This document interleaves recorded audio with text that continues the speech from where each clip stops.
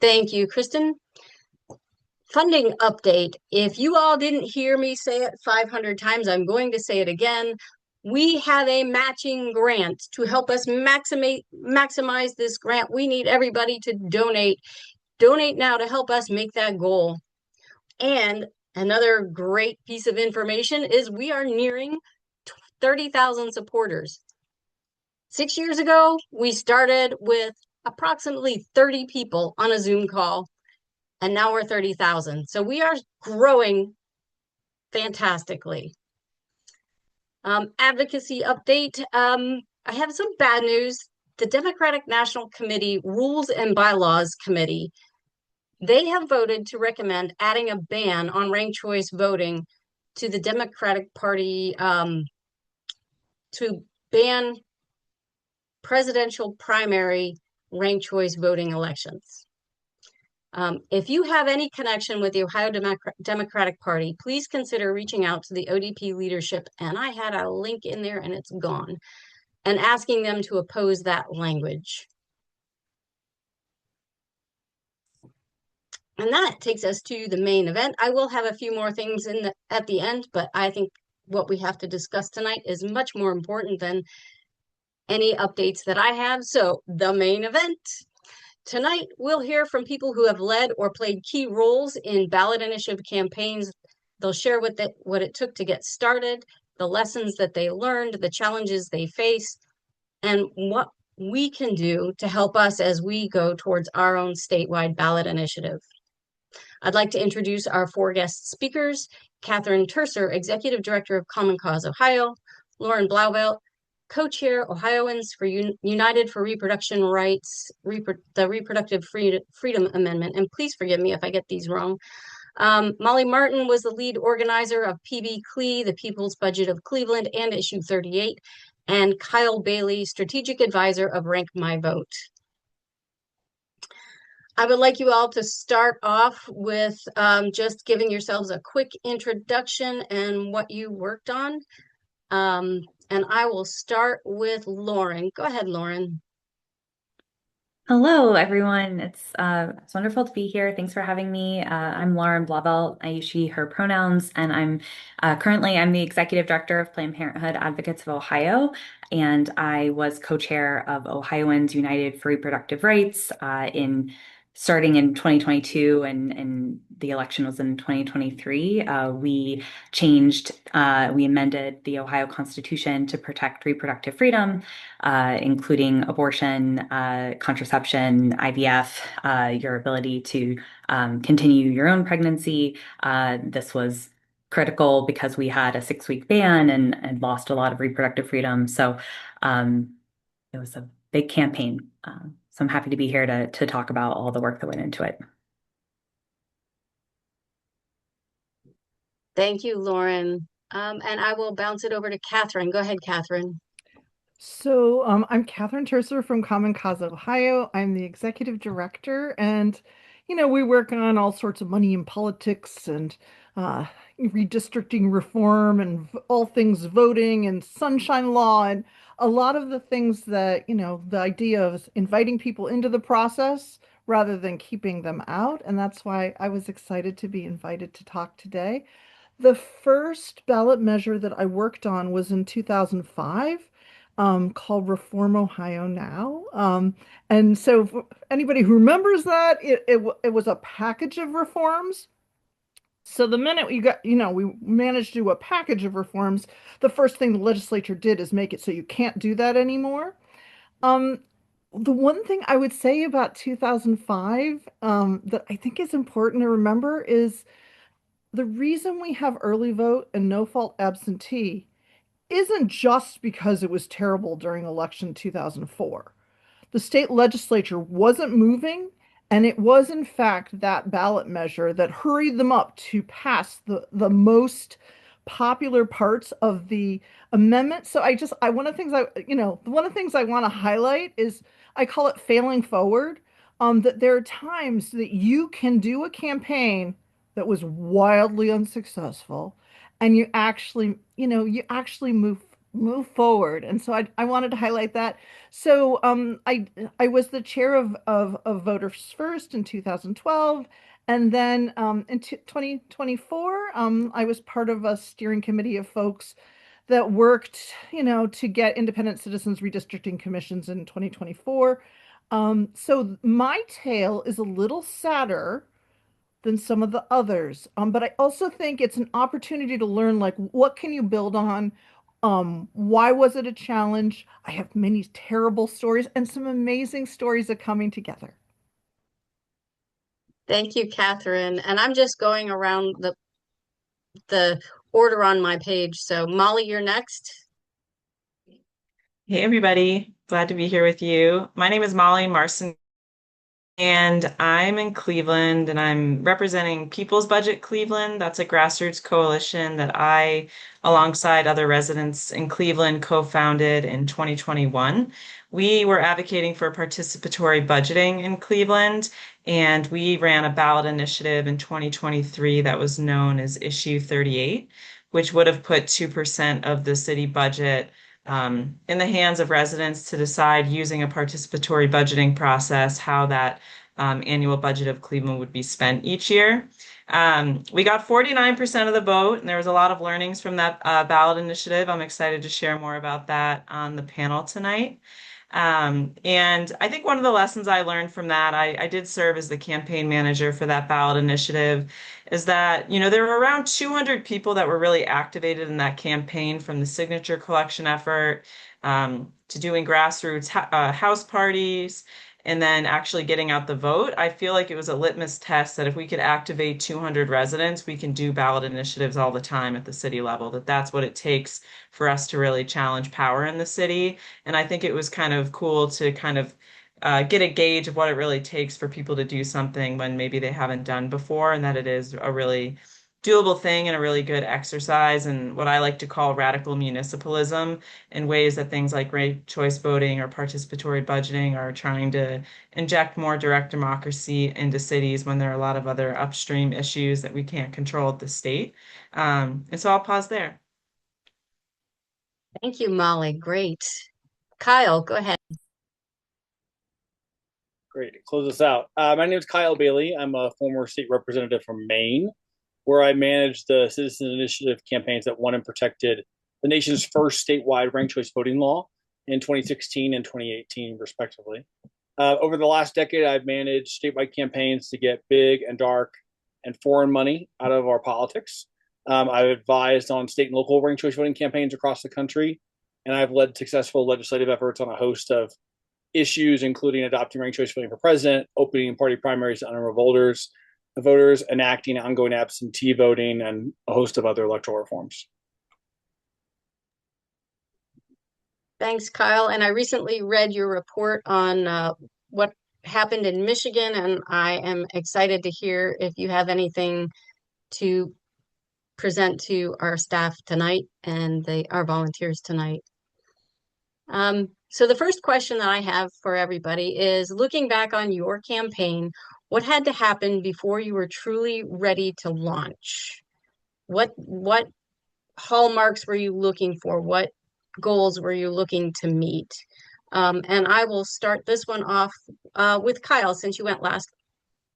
Sure. So I served as the campaign manager for the Committee for Ranked Choice Voting for 7 years in Maine.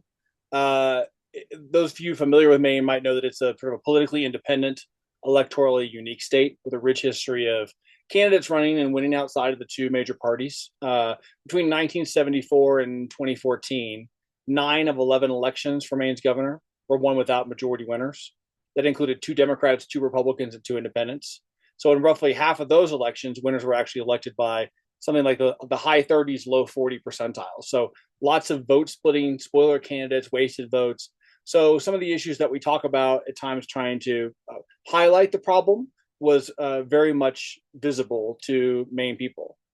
However, having said that, despite being familiar and significant around having a knowledge and experience with the problem, and nearly a decade of legislation for ranked choice voting sort of working its way too slowly through the legislature, our movement still spent 2 years and several $1 million to educate voters about what ranked choice voting is, how it works, and why it matters.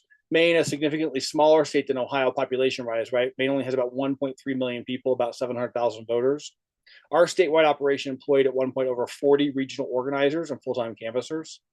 So my point in saying all that is, even in a state where the problem was clear and the solution had been widely discussed, we had to do robust voter education, ground softening, coalition building during a 2-year period, and that got us to 52% support in a statewide vote. And the other thing I'd add is, like, the closer the margin of your victory, the more likely you are to have challenges post-election, which I'll talk more about in just a moment. All right, thank you. Lauren. Something Catherine said, we say a lot in the repro movement, which is failing forward. So we've really been on the front lines of the kind of right taking over the Republican Party in Ohio, and we had 31 abortion bans and restrictions that had gone through and passed over a decade and a half. So we, including the abortion ban that the 6-week ban that we knew, Roe v. Wade was keeping that from going forward, but we saw the writing on the wall with Trump and the justices, and so once 2022 happened, that was the Dobbs decision. We had lost our federal protection. We knew we were going to have a permanent abortion ban in Ohio. We had been working for years to build coalition, to build support, to fight abortion stigma, to be in deep coalition in Ohio that was led by Ohio organizations that were representing reproductive health care, reproductive rights, reproductive justice. And that had been, the relationships had been built at the State House. They've been built in communities for years with our supporters. We had all of our organizations were really going in the largest we'd ever had. So I had the largest team at Planned Parenthood that we had ever had in Ohio. The ACLU had expanded into doing organizing work, which before they had really been strictly legislative and litigation. Abortion Forward, who used to be NARAL, used to be Pro-Choice Ohio. They were the largest they'd ever been. The Ohio Women's Alliance is a statewide reproductive justice organization led by Black women, had been started and invested. So there were a lot of work went into ahead of talking about the ballot initiative with folks. So it was like behind the scenes, like working with leadership, working with why invest in advocacy? We're like, well, we have the right to a citizen ballot initiative that, all of this advocacy, all of the organizing, even though we're losing at the State House, we can win in the Constitution if we have to. If they force us to, we'll have the volunteers, we'll have the community support around our issue. We'll have moved hearts and minds in our direction ahead of the vote. But it was pretty fast once we lost. The Dobbs decision happened. It was a very quick turnaround. So that's the work that we know happened. What everybody else experienced was like, come the fall, we had our lawyers writing the language. So we had to get the language past the Attorney General. We had to be able to collect over 700,000 signatures in a 5-month period. So we had to spend a lot of money to be able to do that. And so at each of these moments, as the executive committee that I was the leader of, we had to vote at each stop. So that was an important process for us. It was we didn't start with okay, we're going to win this campaign. We started with, can we get the language done in time? Can we get it passed in time? Can we get the amount of signatures we need in time? Do we have enough money to go into a campaign? Because we were really looking, and I don't know that ranked choice should be thinking in those terms, but we knew if we lost, we wouldn't be able to fight for abortion in Ohio for the next decade. All good points. Thank you. Molly. Yeah, I think it's so awesome to be on this call with people who've led really inspiring statewide efforts. I've been a part of the anti-gerrymandering campaign and have seen a lot of the interconnection to these different issues with one another. But I want to be mindful that Our ballot initiative was really focused on one city. You know, we had about 70,000 Cleveland voters who turned out to vote either for or against issue 38, and we had to get about 10,000 signatures to qualify for the ballot. Um, and so, I kind of divided I divide the feasibility of things that we had to do in order to truly be ready to launch by looking at like what I call the incubation phase, the decision phase, and qualifying for it. And because we had a very grassroots campaign, it took us 2 or 3 years to do a lot of community listening, identifying the issue really particularly, and doing community education and grassroots organizing. Our coalition really came out of the COVID-19 pandemic and the windfall American Rescue Plan Act money that the city got. And we are using that as a new opportunity in a moment in time to make a new ask in the city. And we had to spend 2 or 3 years actually building a base of residents all across the city who were lobbying. Members of city council and the mayor to do a pilot with ARPA funding for participatory budgeting. And so we were simultaneously doing coalition building with a lot of organizations that do civic engagement or organizing in Cleveland, and then also trying to activate the people we were engaging with to attempt to work with city council and the mayor. I think there are always a couple of pathways with ballot initiatives where you kind of just make this really grassroots and residents go because we know that, people would support this, or are we trying to work with elected officials, knowing that their support could ultimately be helpful, even if you still go to the ballot? And so we worked really hard to try and compromise and work with City Council in Cleveland and with Mayor Bibb, but ultimately felt like the support wasn't there, and we wanted to harness that grassroots power to then take it to the ballot because that would be something that would be enshrined in our city charter, and it wouldn't just be a one-time pilot. Um, and then, something that was really important for us in the year out from the election was doing some message testing because participatory budgeting is a mouthful, and we ultimately thought that the term people's budget was something that would resonate more with residents. And a lot of us were, I have some policy experience. We had a lot of different people with skills throughout the coalition, but only a few lawyers, and we really felt like we needed to know whether what we would put in a charter amendment could be legal and could be something that would be something that the city could implement and wouldn't be overridden by other parts of the city charter. So really doing some legal research to understand the feasibility of it too. And then there's some fundraising, grassroots fundraising, but also us, connecting with some statewide organizations that support local ballot initiatives that kind of helped us hire some organizers. The vast majority of our Get Out the Vote canvassing and signature collection were from volunteers, but we had, 15 paid folks in Cleveland who did a lot of signature collection for us because we only had 40 days to get signatures and got the 10,000 signatures to qualify.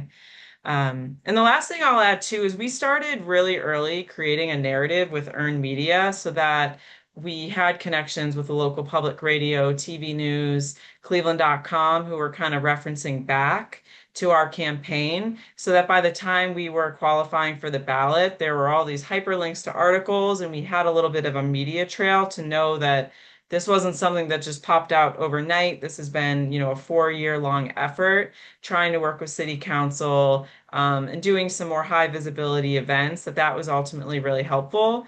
I don't think it educated every voter, but it made it kind of easy for us to have different reference points in the community and different platforms, whether that was like the local city club or even from a public debate we ended up having in the public auditorium. It was something that going in to qualifying for the ballot, we felt like that really benefited us. That's really impressive. Thanks, Molly. Catherine, go ahead. So I've been involved in a couple different campaigns, and the thing that I think my big takeaway every single time is this really obvious thing. Ohio is enormous. It is just an enormous state to organize. And even if you know it going in, it is mind-blowing. There were many times where Columbus is in the center, so it's a little easier, but I would be doing like spokes like this 5 days a week, and just the real challenge of the difference in organizing, for example, in Cincinnati versus Cleveland. What is Athens like? But then what is it when you're off to Clinton County? Like when you start to think about those real challenges, it's really understandable why a lot of prep time is really incredibly important. The other thing that I really think it's so important to check in with so many different people. And I like to think of it at like buckets of people, or you might think of them as kind of pillars of democracy to check in. You need to check in with clergy and the faith community. You need to check in as much as possible with business folks. Like when you start to think about, yes, the civics organizations and yes, environmental groups, but the more people that you actually discuss your ideas with, the more likely you're to get buy-in. And every once in a while, you make that kind of perfect contact that helps advance things. One of the things that I think can be challenging is you're thinking about, should we go ahead or shouldn't we go ahead? I think sometimes what happens is we have enough money and they think that's enough. And sometimes people think we have the perfect proposal and they think that's enough.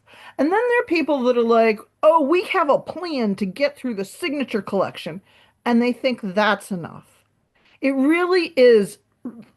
We really need to not just consider the proposal, share it with people, test it with people, engage academics and engage all of our friends at looking, at every comma. But we also need to be thinking about how are we going to get through each stage of the campaign. And it's complicated, and no one should be surprised if it takes years. The other thing that I think is important is that often in campaigns, the money is spent on signature collection and ads. And that means that without the infrastructure of a bunch of different organizations, you don't have staffers. Like often there are 2 or 3 staff people for campaigns. And so as you're thinking about this campaign, it's important to think about, all right, we need that infrastructure of organizations or this is never going to work. And then, it's helpful to have one person who garners a lot of attention. Like, and it doesn't have to be one person, but often if you can find some sparkling person to kind of help with these things, that can be a really big help. And if the person is willing to travel all over Ohio, even better.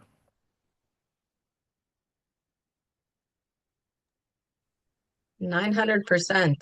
Ooh, so my war story that you should know is okay. So we put our proposal for redistricting reform online. We had it up for a year. We had conversations for more than a year with organizations.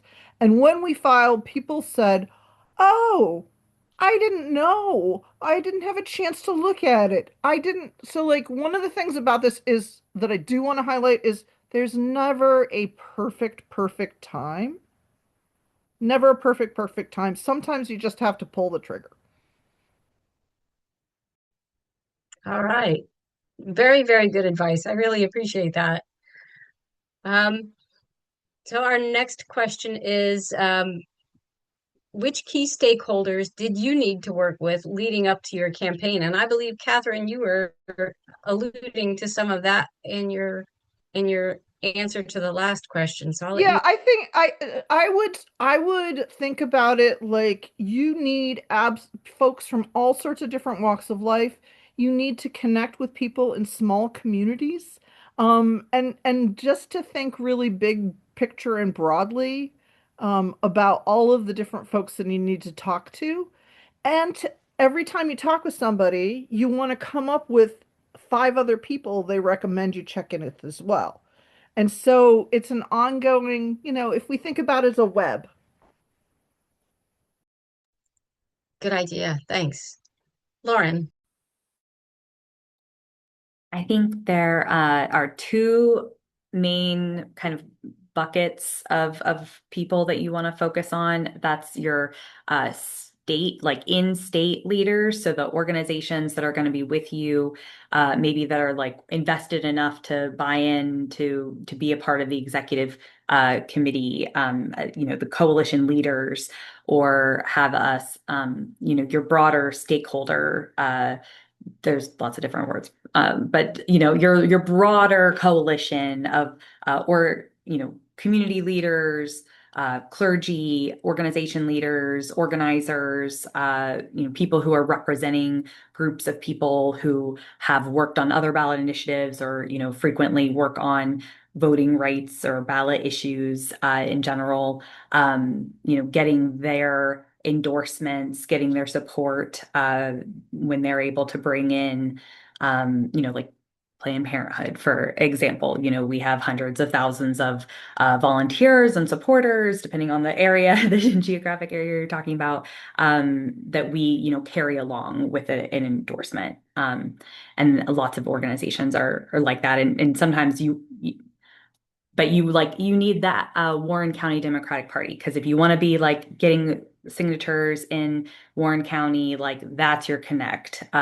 or each kind of community knowing those organizations. And then the other big group of people are national donors, national organizations that invest in ballot initiatives specifically, or just in general, like again, access issues.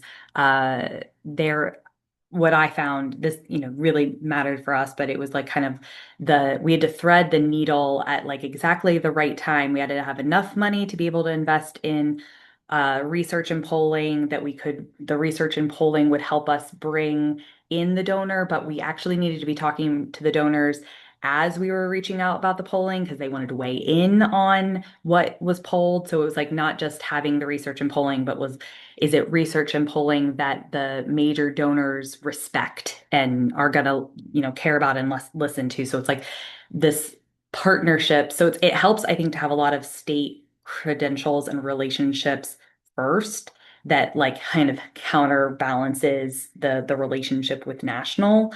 But I would, especially just as things get more and more expensive, I find it hard to imagine being able to win in a state like Ohio that is so, we're the seventh largest state by population. We have over, depending on how you count them, like 12 media markets. Um, we spent about $50 million, if you include our signature collection and advertise, like the whole campaign, and we won by 57%. And for our issue, that's a governing majority that we needed to continue to fight our opposition. Wow. We were told like 30 to 40 million, so 50, I guess inflation, right? I We have a very well-funded opposition that not everybody does. But also I think the quickness that we had to collect signatures. So if you have more time to collect signatures, that I could see that price going down. We had to spend like $8 million collecting signatures, and that was with a robust, incredible, best ever, I'm biased, volunteer signature collection that really helped us get there. So we were all volunteers and yet still really had to like invest in that paid signature collection to go along with it. Wow. So what percentage of volunteers to paid staffers, signature collectors did you have? I will follow up with that because like it's been too long for my That's brain to like. that's good. If you talk to any of us who led the campaign in 2023, we like choose not to remember it. It's like we got it done and then we pretended like we don't think about it anymore. Um, just kidding.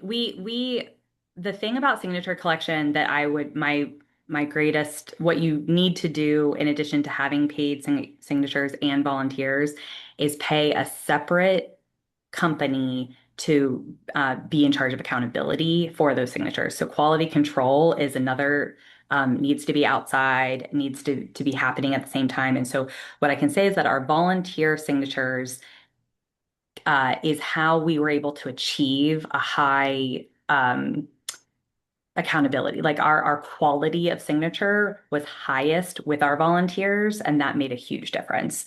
But it was probably a third volunteer, two-thirds paid, especially thinking about like getting to every county and winning the number of counties that we had. I'll double check that, but it was also very fast. We had to get over 700,000 signatures in about 5 months.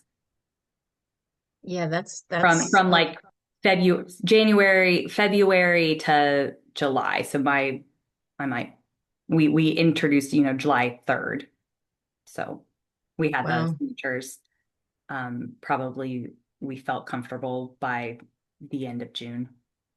wow. Probably like being in a tornado. Yeah. Molly, go ahead.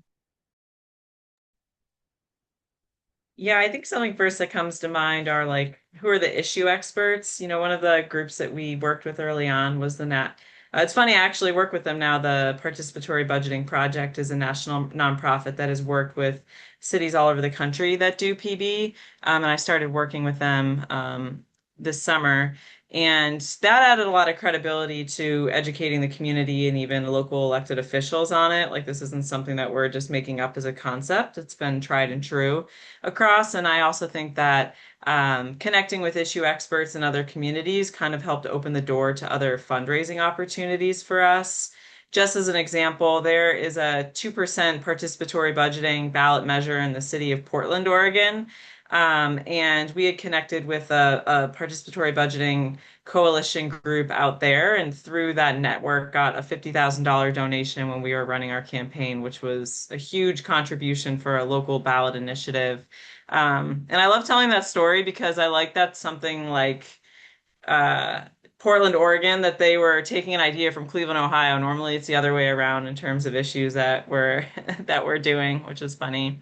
And another one is labor. I think, our campaign, we decided in April that we were going to go to the ballot and got signatures in May and June and qualified in August, and the election was in November. We did not have a ton of time to have the relationships and navigate all of the dynamics of engaging labor locally. And I think that could have been helpful. And it was something that ultimately I think hurt us, especially in the sense of paid opposition. So for an operation of 10,000 signatures for a city level ballot initiative, our whole campaign budget was like $125,000, and it would have been even less and a lot less than that if we didn't have paid opposition. City Council had a leadership fund PAC, and they paid over $300,000 to try and get folks to vote against this. And so we spent about half of that, and a lot of that went towards direct mail because we were trying to counterbalance other opposition mail that was going out to Cleveland voters at the time. So I would say, 60% of our budget went to direct mail and to some social media marketing, and we probably spent between $10,000 to $20,000 in canvassing, from signature to collection, to some folks who were doing GOTV canvassing. I would also say some other stakeholders were earned media. I think it was really important for us for voter education and free voter education to have events, to do, public debates, and have an earned media trail was really important for our campaign because it was kind of an uphill battle, and educating folks on what participatory budgeting is. And there was a lot of coalition building too among local nonprofits and civic engagement organizations. And at first, we were doing policy advocacy, trying to work with city council, and there was a real pivot when we went from that to having a PAC to do a ballot initiative. We really had to do our homework quickly from both like a fundraising standpoint and just who our partners were, just knowing the difference between what a 501(c)(3) could do and what a political organization or a nonprofit that has a 501(c)(4) that permits lobbying, because that really did limit some of what our nonprofit partners could do in terms of advocating for it once issue 38 became on the ballot. But we had a lot of freedom once we were on the ballot, in the sense that, worked with, the Working Families Party and Building Freedom Ohio, which works with formerly incarcerated folks, to Cleveland NAACP, and really felt like it was important to tap into organizations that had bases of members that they could activate to either get involved or to use their event space and their channels of communication to get out the vote and to build that group of trusted voices that people who were outside of learning about issue 38 before they went into the ballot box would hear about it ahead of time. And so having, even if just the city level, maybe 20 or 30 organizations like that we felt like we were actively trying to engage and had some connection to so that they could, if they endorsed issue 38 and participatory budgeting, could use their social media and their base to get votes to promote it, which was really important. And then even if you're doing a statewide initiative, I can't, I'm a central committee member in my precinct now, and there are so many neighborhood groups and local neighborhood groups or grassroots organizations that are looking for issues to focus on. And I feel like engaging people who could be signature collectors or finding spaces where you're just recruiting volunteers and getting to activate folks. I think, when people have supporters, like what does it look like at the most base level for them to, write down a list of 20 names of people they feel like they can make an actionable ask to get involved in your campaign. I think, I did that for issue 38, but that also served me when we were doing issue 1 and issue 1 again. And so I can go on and on about where I think the grassroots relationships matter. But it really was a combination of of trying to work with power brokers and institutional partners like labor and even some local funders and foundations, to working with the C3 nonprofit community, to tapping into more political organizations that have bases to tap into that could help lift up your issue if they see some sort of cross pollination for whatever you're trying to do that would, align with what those organizations are working towards too. Thanks. I wanted to give our audience time to ask some questions. So I'm going to ask one more question and then we'll go to Q&A. Based on your experience, what advice would you give to an organization considering a future statewide ballot initiative in Ohio? And I will start it off with Molly. You went last. I'll start you first.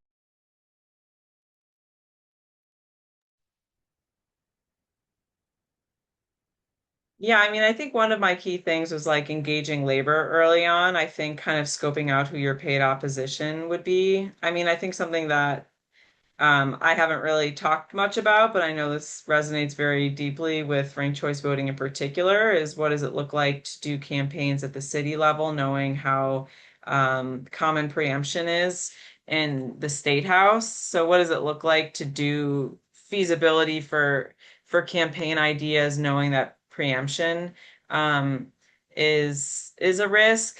I do have a very brief preemption campaign win that I want to share with this group because I do think that in the future it could bode well for doing ballot initiatives with issues that we think might face preemption. And an example of that is once issue 38 qualified for the ballot, Jerry Serino introduced a bill that would have made participatory budgeting illegal, but he did this during the phase before Cleveland voters got to vote on it. So it kind of created this higher order issue where people who didn't even support participatory budgeting were like, we should let Cleveland voters vote on this before the state house intervenes. And I think this window where people are like, we can look beyond the issue and what this represents to see this broader violation of our voting rights, that something is going to be made illegal before we vote on it. And, we were simultaneously trying to get out the vote while also getting a bus full of 20 people to go down to make testimony in a committee hearing. And the same day that we had a public debate at Public Auditorium in Cleveland, we were also down in the State House making testimony and got like breaking news that they killed that bill and the preemption bill died. There have been some other state house things that have happened with participatory budgeting where PB is still legal, but they put an extra guardrail that, city council members have to approve.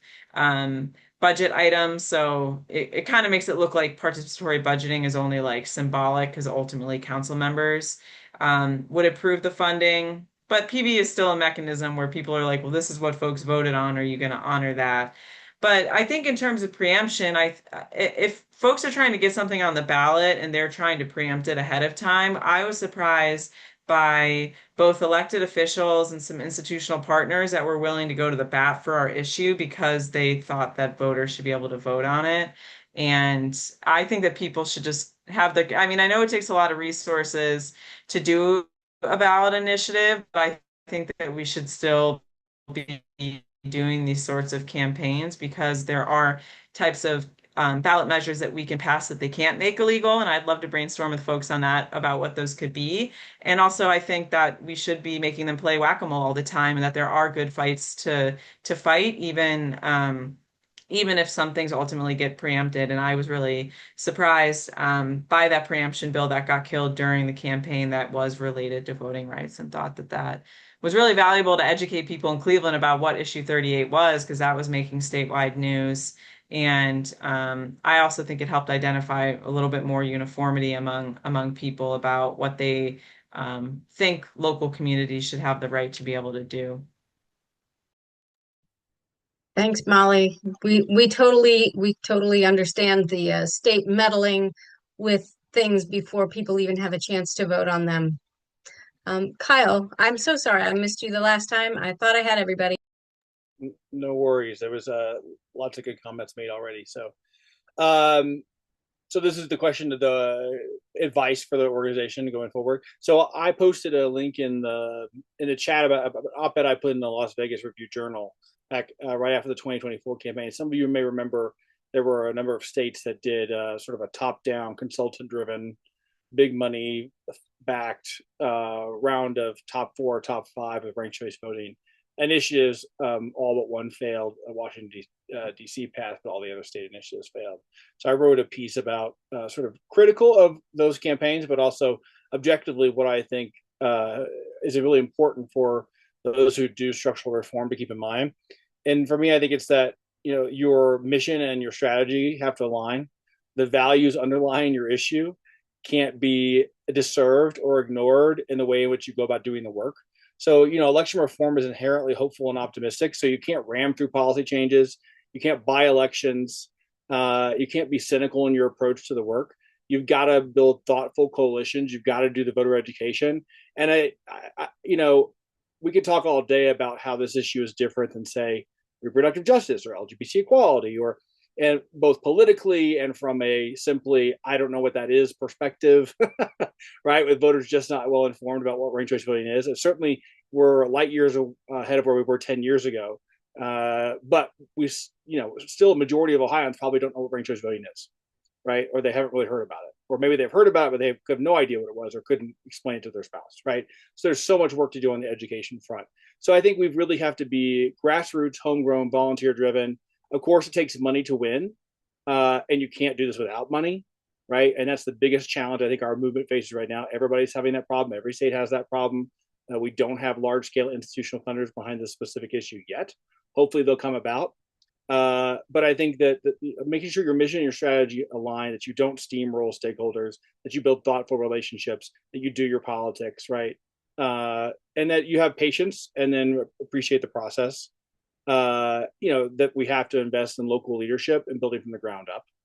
And I think that's a lesson that I carry with me that I learned working on LGBT equality. I worked on the first, I was on the leadership team of the first campaign that won the freedom to marry at the ballot box in Maine in 2012. And we were a very grassroots, people-driven campaign. Now we also had a ton of money, right? But the money was the way we always approached it was, and the way I've always approached it is, you will end up reaching more voters through television, radio, digital ads than you will at doors. But you should always think about campaigning from the perspective of that paid advertising supplements the work you do in the field, right? And allows you to reach voters who maybe you missed on the phone or didn't get to talk to on the door. So when you prioritize that mindset, that the most important thing a campaign itself can do, waking up every day, living and breathing, besides raising money for paid media, is talking to voters, right? That is, to me, is a hallmark, and it gets easily lost, especially when money does come, You just think, oh, well, just sail this through with some TV ads. And my experience is that is not true, particularly with this issue. Thank you, Kyle. Lauren. Yeah, I think the being building a strong coalition that is, meant to stand the test of time and being willing to, kind of invest the community education grassroots, because I think it's both, like having the money is really important, and having you're able to raise more money if you are grassroots led and state led. And I think Ohio is a state that cares about that a lot too. Like you being able to have enough power as a state organization to say, like, thank you, national organization, you can advise and be around and invest your money, but like we will decide the, lens in which messaging is understood for Ohioans, because we are also Ohioans. Um, but I think the thing that, and you all are already experiencing this, of course, with the state house, but like the opposition, what we learned specifically is like they would pull every lever of power that they had to keep us from winning. For us, that included uh, a special election, a whole other ballot initiative. We had to vote no on issue one before we could vote yes on issue one. And because they wanted to change the rules to make it be 60%, which 57% we saw in Florida, get that 60% threshold kills citizen ballot initiatives. Nobody's getting 60% now. 57 is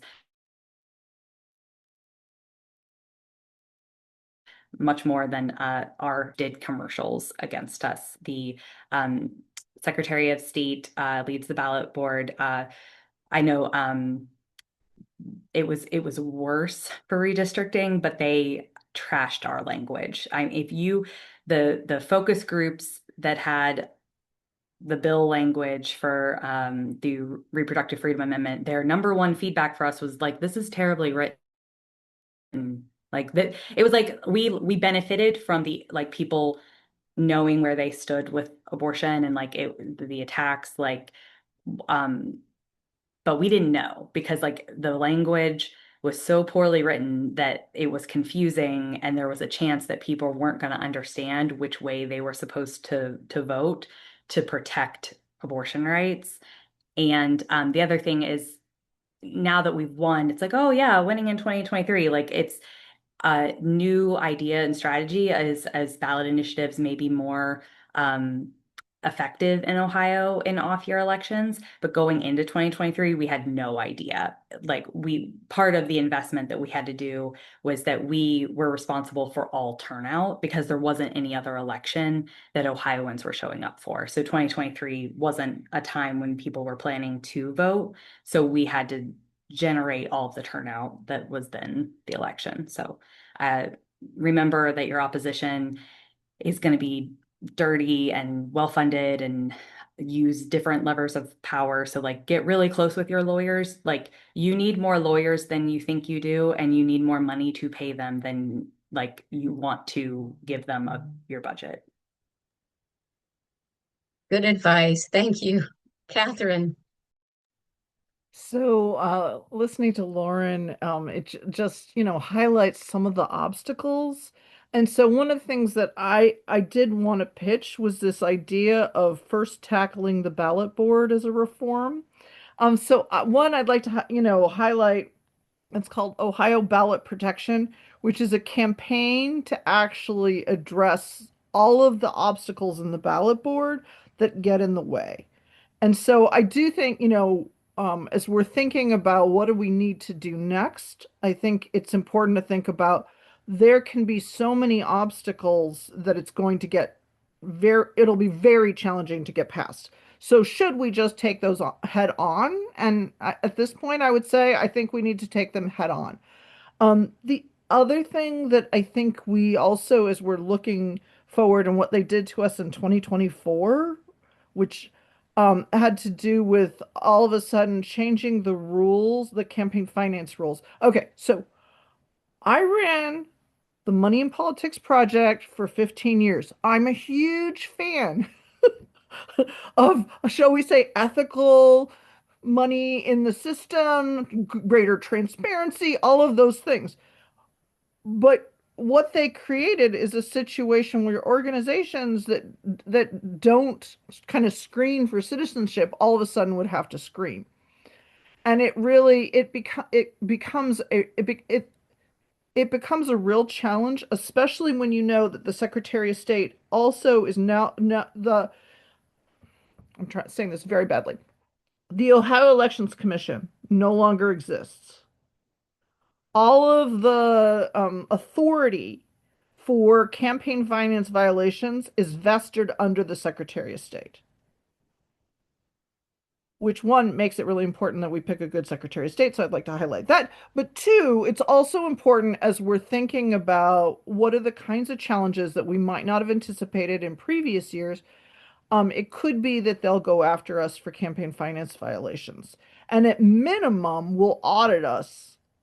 So as you're thinking about, all right, well, where do we go from here? I think we need to tackle the rules and we need to tackle other structures that surround our government, and ways to make it so. I was thinking about Molly, truly participatory. Thank you. We don't have much time for questions, but if you don't mind staying, I don't mind staying either. Bill asked in the chat, why does it seem petition drives are not the same in terms of collection deadlines? Some I've heard go for years, others just a few months. Can someone speak to that? And Lauren said that she would. I can start, and then Catherine certainly can give detail too. The deadline has a lot to do with, like, as a campaign, you decide what year you're aiming towards. So that's why some of them can go on for years, because signatures can roll over as long as the language has no time limit. So if the amendment or the regulatory, law has a date in it, then you have to pass it before that. Minimum wage experienced that, so it definitely depends on the language. But for an amendment, you can continue to collect signatures year after year. Now, those signatures lose, like if somebody moves, then that signature is not valid anymore. So there's kind of a balance there of like how long you want to be collecting signatures. But the reason why we had a challenging deadline is we had internal pressure, both like real, that like we were going to lose access to abortion if we didn't pass it when we did. But we also had a competing organization that we ended up absorbing, and we all kind of like to smile and say, it was great and we worked together and we won. But there were unexpected power players that were forcing when we had to go, that they were threatening to go without us if we didn't. And that's like a book I should write at some point. But we wouldn't have gone if we didn't have the signatures or we didn't think we could win. But we were really lucky that we hit all of our goalposts, because there were definitely folks in the larger group that wouldn't have accepted us not going in 23 had we not hit the goal. Thank you. So Denise, is it okay if I add this? Okay, you need 413,000 signatures. So I mean, and so it's based on the gubernatorial vote. Obviously, if there's better turnout this year, we'll need more than that. But I think the thing to remember is you lose the entire summer, because the deadline is, if you think of it as a 4th of July deadline to get on the November ballot, like it'll be the 2nd or the 3rd, but yeah, sometimes it's the 5th. But essentially, think about it as a 4th of July deadline. That means that you lose most of the summer. And even if you're thinking, oh, we'll be collecting in June, you need to process those so that they're submitted by county and it's all organized and they're scanned and everything is completely ready to go, which means you lose a chunk of June too. Which is why, especially if you can, having time through an actual summer will save you a ton of money. Think of all the festivals, think of all the opportunity, farmers markets or whatever. And so, yes, signatures become stale, but it is a way to save some money if you're able to have a robust signature collection. One of my favorite things is to go back and look at signature collection um during 2023. So in the dead of winter, people basically wearing Santa Claus hats and collecting signatures in the snow. It Those are great pictures, and it warms my cockles, shall we say, to know that people are willing to do that. But having those summer months to collect into the fall and all the festivals, it makes a huge difference. Thank you. Thank you. Robert had a question in the chat. I don't know who wants to answer this. It was touched on already. The Secretary of State's twisting ballot language in 2024 on the redistricting issue was so frustrating. Would investing even more in the long-term messaging / advertising part of campaign help to counter those kinds of tricks by the opposition? So I would say yes, but the thing to remember is nobody thinks there's going to be a lie on their ballot. We have faith that in this particular case, on our actual ballot, there will not be lies. And it is incredibly hard to counter a lie on something that people almost implicitly have faith in. I think they do now. I think people are much more alert now, but even that becomes complicated. If people don't trust ballots, that also becomes complicated for all sorts of other reasons. Anyone else want to answer that or address that? Alrighty, any other questions?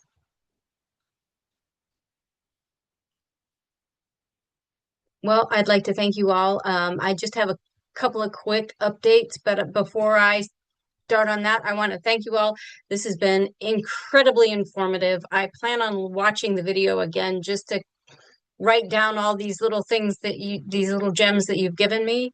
And we will definitely use this information in our planning moving forward. And with that, I will get to my amendments. That's not the word I'm looking for, but you know what I mean. Updates. Thank you.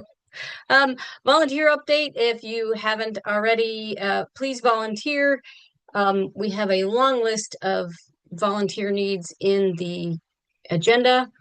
You can join our Wednesday wavelength meetings at 7 p.m. on Google Meet and learn how to get involved. You can attend boards of elections meetings. And as an update, next month we are not having a statewide meeting in preparation for our in-person hybrid September meeting, which will be in Columbus on the 26th of September at 2 p.m. We haven't got a venue yet, but we're working on it. We're going to finalize our goal setting to put us on the path to a successful statewide initiative, which again is why this information is so very important that we got tonight. And then a couple other things, Canvas training tomorrow at 7 p.m. if you want to go out and talk to voters. Volunteer orientation Thursday at 7 p.m. And if you're in the Cincinnati area, Robert is showing American Troubles, and the link for that will be in the chat in a second. And our calendar, you can find a Canvas near you. If you don't have a Canvas near you and you know of a place we should Canvas, please let us know. Tell your friends, get them to support Rank the Vote Ohio. I'm looking for speaking engagements anywhere across the state, but particularly I'm looking to find League of Women Voters chapters to talk to them specifically. If you know someone who is a member, or you can connect me, my email is driley@rankthevoteohio.org. And then one of our favorite ways to break the news, to share the news about ranked choice voting, is have a rank your something party. So we rank your beer is one of my favorites. I don't want to be that guy that I like beer, but I like beer. Um, but you can rank anything. We had a rank your chili party. Kristen had a rank your ice cream topping party, rank your pizza topping party. We can provide the speaker, you provide the venue and the snacks. It's always good fun. You can write letters to the editor. We need to get that media presence out there. And again, let us know if there's any opportunities for speaking or canvassing. And thank everyone here for all you are doing to help make ranked choice voting a reality in Ohio. I'll see you in September for our hybrid goal setting meeting where we'll come together to set the goals and strategies that will move us closer to a successful statewide campaign. Thanks again and have a great night.